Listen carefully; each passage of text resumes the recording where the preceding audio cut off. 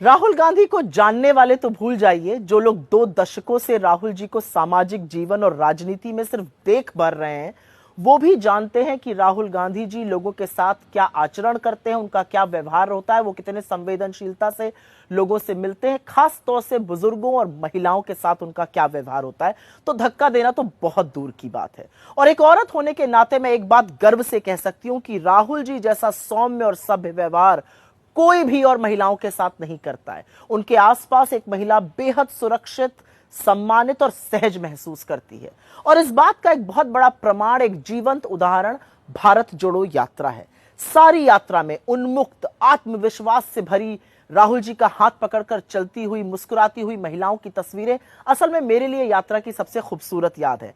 क्योंकि एक औरत उसी को हाथ पकड़ने देती है जिसके साथ वो सहज महसूस करती है, जिसके ऊपर उसको विश्वास होता है, जिसके साथ वो सुरक्षित फील करती है।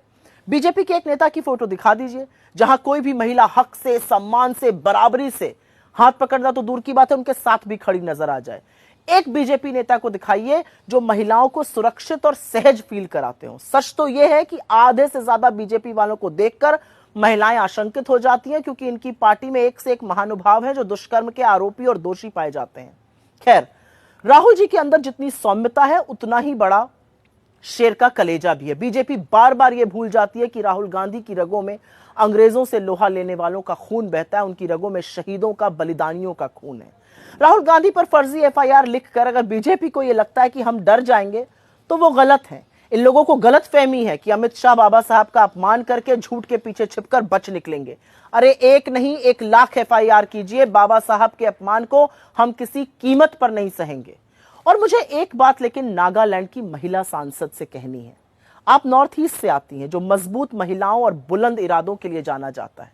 मुझे दुख है कि आपने घटिया, घिनौनी राजनीति के लिए बीजेपी के हाथों में मोहरा बनना स्वीकारा। काश आप मणिपुर की महिलाओं और बच्चों पर कभी बोली होती, लेकिन आपने बाकी महिलाओं के बारे में ना सोचकर बीजेपी के लकड़बग्घों के साथ मिलकर गिरी हुई राजनीति की।